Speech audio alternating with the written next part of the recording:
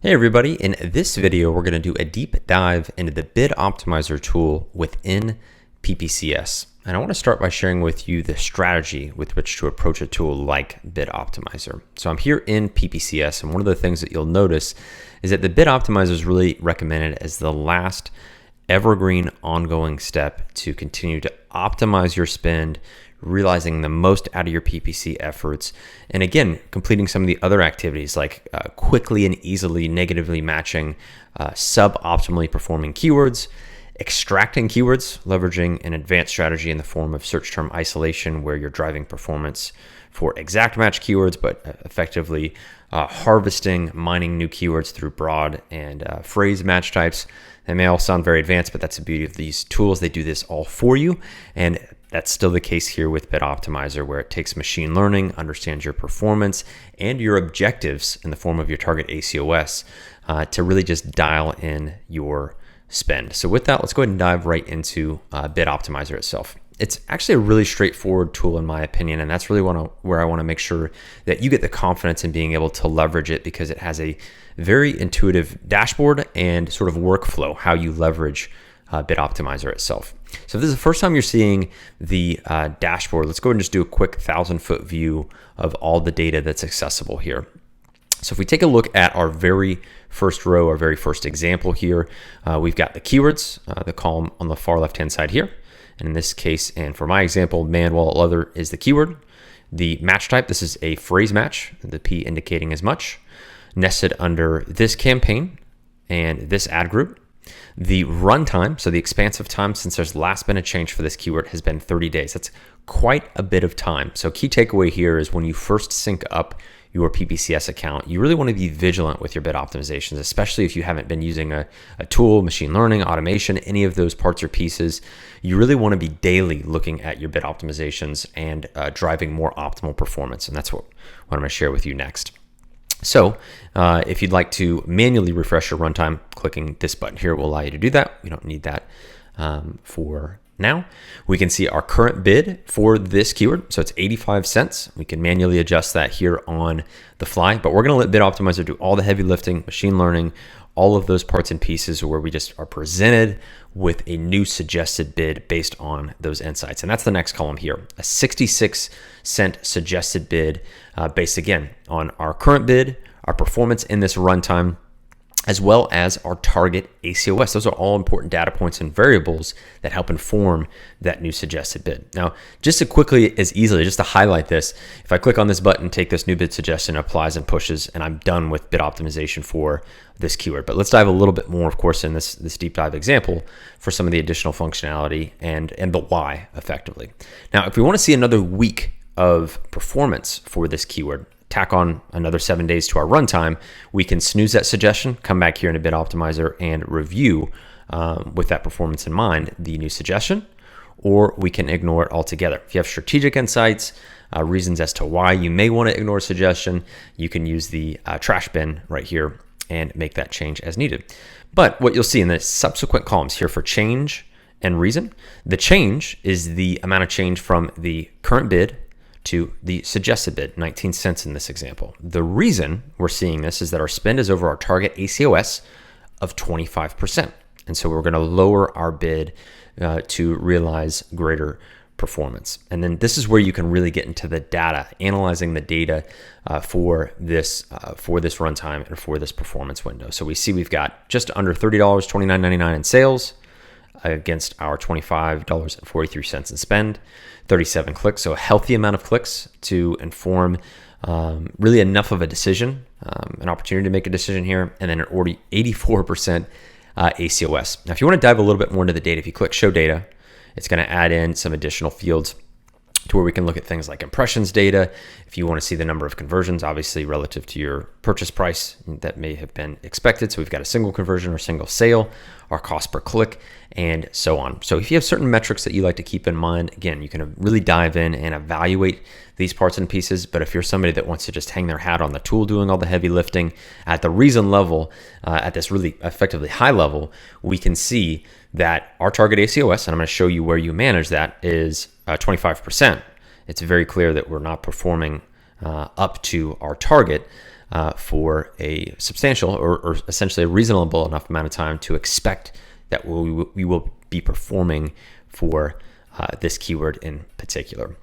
Now let's go ahead and dive into a more detailed keyword level view. If I click on the keyword itself, you'll notice that it does hyperlink. We can see again in this detailed view, the campaign, the ad group that it's nested under for this keyword, phrase match, the bid, as well as the suggestion. This is the same data as we were looking in the prior view. We can adjust that bid here manually just by clicking adding, making updates as needed. So of course I could match that suggested bid here. I could pause, or I could archive that keyword in this view. Now, as I scroll down, one of the things you may notice is that the data is just slightly different in this kind of high level KPIs. Keep in mind, in our prior view, we were effectively looking at our runtime. We're looking at this specific date range for some of the data here. So you're going to manipulate that as needed to see that cross-section of performance for this keyword in this campaign, in this ad group. So you can do that here from the dropdown. If you want to use one of the pre-selected date ranges, yesterday, last 7 days, this month, last month. Again, you want a healthy amount of cross-section of time. I think that's a big challenge and shortcoming. Is our runtime of 30 days is a pretty healthy amount of time because we've garnered up to 30 clicks. You're going to find what rule of thumb is going to help you to inform some of those decisions, but you want to make sure that there's statistical relevance. There's enough window of time, there's enough performance insights to where then it will effectively allow for you to make some decisions. So again, that could be in the form of date ranges to allow for enough clicks to take place, enough sales to be realized to then make some decisions. But I'm gonna go ahead and leave that as is for now, but you can make those changes as needed. So what I want to dive into from here is also the graphed data. This is where you can have a little bit of fun where you're sort of layering over the top two different variables, performance metrics, to spot trends and really evaluate and analyze your performance. So I like looking at things like clicks versus sales, to where if I can see, again, you spot peaks and valleys, you understand some of your organic insights. Have you recently re-optimizing? Are you running promotional campaigns? You really want to layer some of the things that you're doing in your business and really try to corroborate that with your keywords. None of these things are done in isolation, right? So it can inform some of your decision making just as well as just looking at your PPC performance. So in this example, you can kind of see clicks is relatively volatile, but I've got pretty substantial peaks here for the number of sales that I have realized. And did I run any promotional activity? Is there anything I can attribute to that? That's where graphing some of this data can really help and support some of those insights. And then towards the bottom here, this is where it gets really cool, where if you'd like to see almost a spreadsheet of your performance and what we refer to as experiments. And experiments are essentially just a beginning at any time. Anytime you make a change at that keyword level, it mirrors what we were covering in terms of the runtime. So 30 days in our top level view was 30 days from the start and end of an experiment. So if I look here at when we started an experiment, let's take this example here of July 30th that ran until August 15th, just over 2 weeks. Our experiment bid, or the bid during that expansive time, was 78 cents. So let's take a look at the performance with that bid level. We had just under $180 in sales, equating to just over $11 in daily sales. Some of our click-through rates, cost per click, conversion. So we had a healthy amount of conversions relative to our spend. A little bit less relative impression data in taking a look at this next experiment. But really, and this may be a barometer for you based on your KPIs, it's very clear that we had a pretty optimal ACOS relative to our target ACOS. As you remember, it was 25%. So we're under our target ACOS. So in this experiment window with this bid, we drove better performance. So it's pretty intuitive for us to know, well, based on our current bid, that the suggested bid, intuitively it should be lower, but through the machine learning, through the analysis, through the performance insights and our target ACOS, we arrive at that new suggested bid for this keyword. And again, same insights here in terms of kind of the open experiment window that started on the 15th and has been really taking us through with this existing bid and that performance. Again, this is what mimics our top level view, where again, we can see some of the KPIs, notably our ACOS, and an opportunity to adjust and drive better performance. So again, you can dive deeper and get more granular as needed. whether it's cross sections of dates and performance, whether it's specific metrics, and then really reviewing that performance history, which the aim would be is that it would be very intuitive, where again, if we saw better performance with a slightly lower bid, we'll let the machine learning, the bid optimization do the heavy lifting to drive it. What's that final number that's going to make sense for our new experiment and driving future performance? So let's go ahead and jump back into bid optimizer itself, taking a look again at that top example, because I think we can very easily make some decisions based on the data there. Again, now that we've taken a look at the more detailed view. Now, if you're ready to make that bid suggestion, again, if I just click this button, simple and as easy as that. Now, if you misclick, you want to review further, you can undo any changes that you apply, so don't have any anxiety behind that, but it's just as simple and as easy as that. And there's some other main functionality here that's going to make this very easy to organize first and foremost, and then be very efficient. Because now through effectiveness by, again, machine learning, bid optimizer doing the heavy lifting for us, you really don't have to do a lot of extra thinking. That's really the beauty of tools, is that the effectiveness piece is first and foremost. The second is going to be the efficiency. How do we do this quickly by leveraging the tools at our disposal? Now let's first go over how we can filter down some of this data. We've got a few filter options, but if we take our first example for this phrase match, let's say we wanted to look at just keywords in that campaign. If we want to filter that down, we can easily do that. Click apply and have that filter applied to some of our results. And then if you wanted to, now obviously we dived into the first example, but an intuitive way to also prioritize is that you could look at campaign level filtering and then sort by ACOS. So then it's effectively you're saying, okay, in this campaign, what keywords are driving the worst or the most suboptimal performance, and I'll review those first and foremost. So that's a good way to kind of think about an easy way to both filter and sort your data to more easily manage it. But now that I've added that filter, let's go down to the bottom of the page, see how many results we're working with. About 77 results, so a healthy amount. And once we really get comfortable, confident, we're more actively managing our bid optimizations. They're not running necessarily 30 days. This is really where you want the efficiency piece to come into play. And this is where this button's going to be your best friend, because in a single click, actually, let me make sure, because I'm only showing 50 results on this page. And I'm going to go ahead and add that or update that to 100. So that way we've got all the results, since we had 77 on page, that I can bulk apply. And it will bulk apply all of my suggested bids through Bid Optimizer doing all the heavy lifting for me to these keywords. So effectively, in a single click, I've optimized bids for an entire campaign. That's really the beauty, again, of the efficiency, the quickness with which you can rely and leverage tools. Now, same case here, where if I bulk apply, I'm not happy with the changes, I've misclicked, somebody's made the wrong decision, you can easily undo all of the bid suggestions that you've applied on page, and then you've got a fresh review there as well. So simple and easy way. So keep that in mind in terms of both filtering, sorting your data, and then the application of bulk application to push all of those bid suggestions in one fell swoop. Now, a few things to keep in mind before we go into auto campaigns, product targeting, all of that good stuff, is how you manage your target ACOS. Now, this is very intuitive, but it needs to be understood how you manage it here in PPCS. There is a few different places that you can set up your target ACOS. When you do this in Bid Optimizer, you want to view it as kind of like the safety net. It's like the last line of defense, because ideally you will have configured a target ACOS at the product group level, which is the highest level, and then underneath that is your campaign level, or what we refer to as campaign level overrides, because ideally you want to target ACOS at the campaign level. As you segment campaigns, segment keywords, that is really the most optimal way. That's where you want to arrive at for managing some of your PPC efforts.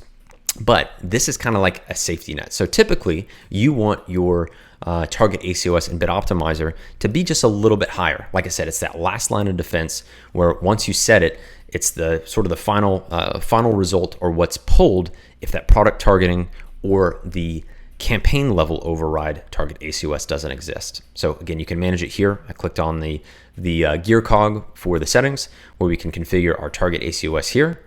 And then just to highlight this as well, you can set in Bid Optimizer the max bid and setting for some of the results in this view. So if I save that, let's go into where you can manage your target ACOS in the product target level and the campaign level. So in the ad settings, the default view here is going to be the product group.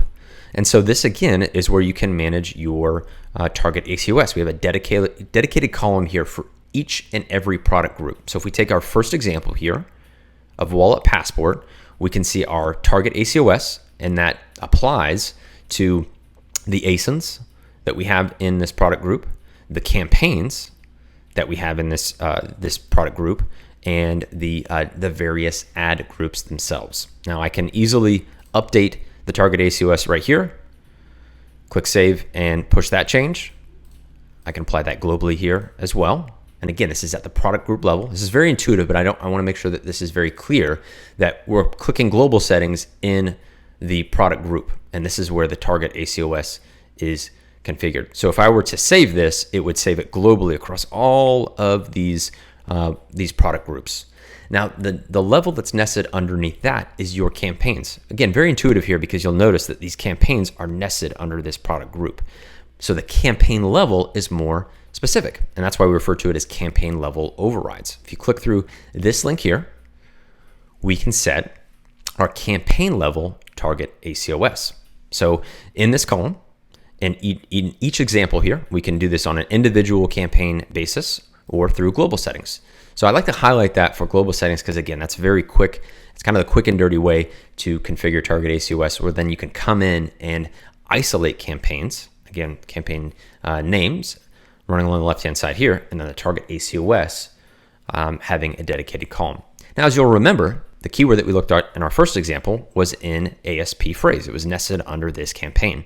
And you'll notice and remember that the reason that our new bid suggestion is what it was is that our target ACOS was 25%. We set a campaign level target ACOS, and that was informing the machine learning and ultimately the bid suggestion for that keyword. So keep that in mind. Bid Optimizer settings, if we configure it there, it's kind of the safety net. Then we have product group at the highest level, and then we have campaign level overrides at the next or most specific level. In this view, where you manage target ACOS is the most specific level that is then applied across every keyword in those campaigns. Cool.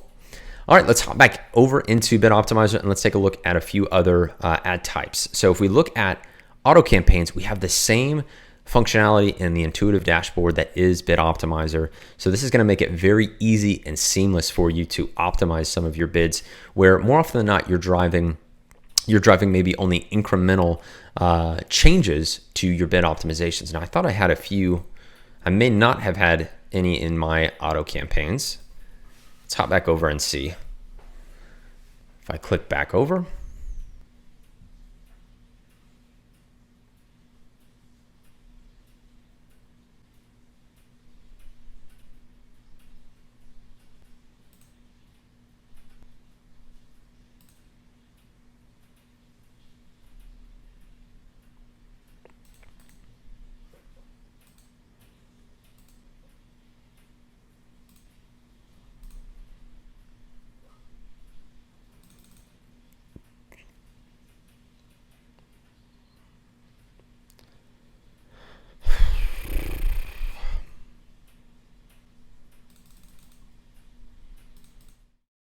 all right, let's hop back over into Bid Optimizer, and I want to share with you the same Bid Optimizer functionality for your auto campaigns. Now, it's highly recommended that you always run an auto campaign for all of your ASINs. There is a unique and distinct ranking benefit to having an auto campaign running. Even if it's a low spend, a low bid, you want to have that auto campaign running. And then, of course, you're harvesting and discovering new keywords through your auto campaigns. Now, I've already come in here previously, and you'll notice I've applied all the changes on page by clicking the bulk application. Strongly encourage you to do that, where you're letting, again, Bid Optimizer do all the heavy lifting for you. But let's look at a few examples here. Same intuitive dashboard as with the Bid Optimizer tab, but here in the auto campaigns. So if we look at the first row, we can see the campaign, the targeting type, the runtime. So this was long overdue, rightfully about time to make a change to drive more optimal performance. our current bid of 26 cents. The new bid suggestion that I applied was 27 cents. Incremental change here of just a cent, because our spend was within our target ACOS of 30%. As we can see right now, it's 15%. So it's within half, effectively, of our target ACOS. So we have an opportunity to increase our bid and realize a higher volume of sales. Even incrementally, we'll still take more optimal performance if it's a button click away. And that's all I've done. I've come in here, auto campaigns, bulk apply. I've got my target ACOS dialed in. I'm informed through my performance insights. Again, you can dive into the data a little bit more as needed, but this is pretty cut and dry. I'm good to go. I've pushed those bid optimizations moving forward. Now, the same functionality comes into play for both your product targeting and sponsored brands. Same intuitive dashboard to take a look at. Let's walk through an example here for product targeting. So we've got this ASIN for that's nested under this campaign and ad group. We've been a little bit more vigilant, so our runtime is a little bit tighter window here of 6 days. Current bid of $1. Our new bid is a 4-cent change based on the fact that our spend is within our target ACOS of 30%, currently at 20%.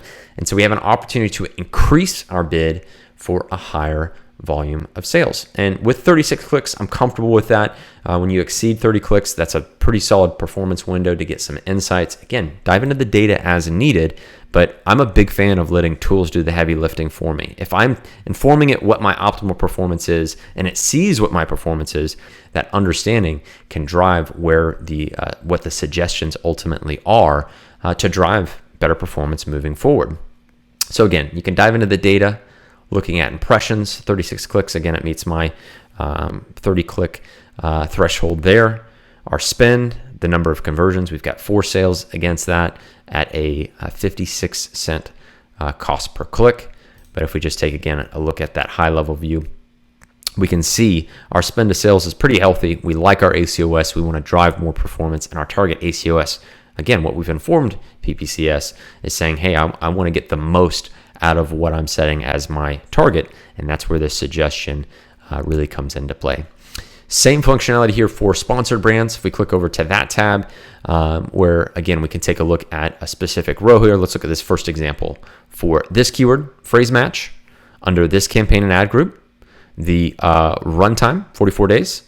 Current bid. Now, in this example, we've got one where our suggested bid is actually quite sizable. We've got a 24-cent change where our target ACOS of 30% relative to our current ACOS of 8%, opportunity to increase the bid for higher volume of sales. Now, if we'd like to see, this is a good example where you might want to snooze your suggestion, even though it's been running for some time and the performance is actually pretty good.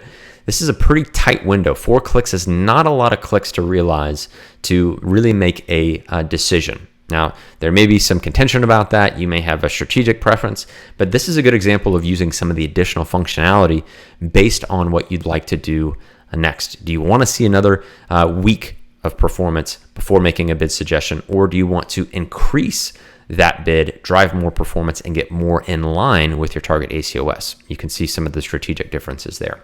So we can dive into the data a little bit more to see what it looks like. 230 impressions.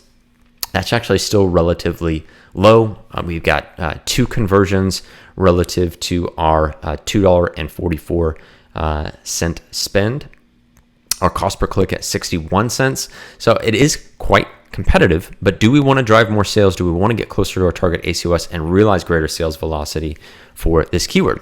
And again, some of your strategic insights may factor in the fact that this is a phrase match based on your product, your category. Does it make sense to push to aim to realize more sales velocity, or do you want to continually just incrementally add those sales and have a low ACOS as in this example? So those are some of the determining factors you want to keep in mind versus increasing your bids to push and get closer to your target ACOS, or ignoring and seeing if you can kind of let this good thing keep running where you're maybe sub 10% ACOS.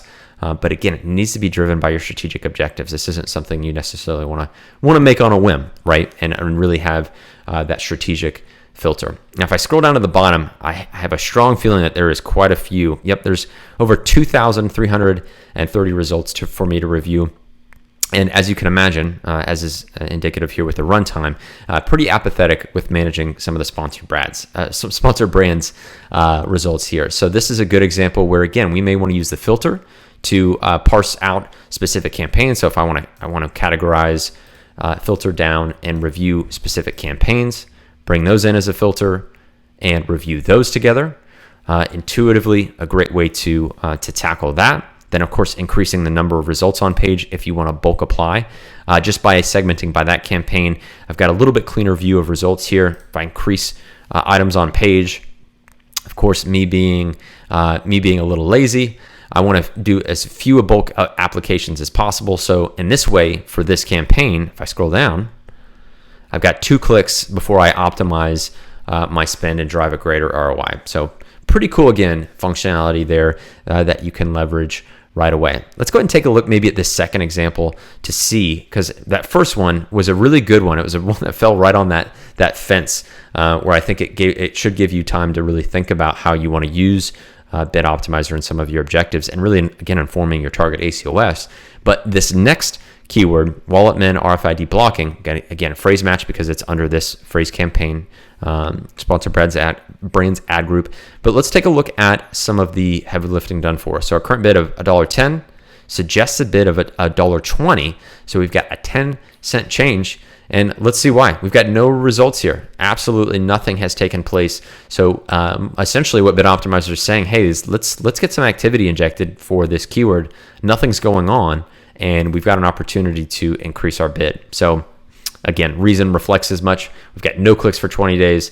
Trying a higher bid might drive more performance, give us more metrics and data to review, and make some decisions from there. So we've got a few unique ones, but this is what happens when you get really apathetic too with managing some of your PPC efforts. You get some of these weird use cases where you may want to dive in, look at the data, review some of the performance, and then really routinize it, systematize this where that bulk application becomes the 2 clicks that you do in a given day, a given week, where you really systematize your ongoing efforts. So again, just to bring this back to what we started off with, Bid Optimizer is, again, really what you want to view as one of the last steps that you complete in your PPC efforts, where you're trying to getting really the most out of what you're already investing. And that's the beauty of a tool like this. If you're spending any money on PPC, the cost for PPCS pays for itself in really about a week or 2 of optimization. Even sellers only doing maybe $1,500, $2,000 a month. It doesn't take long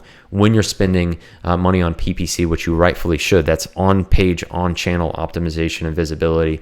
That's where you should be spending your time. So to optimize that, dial it in, and let machine learning and automation drive so many of the decisions for you, it's such a powerful way to go.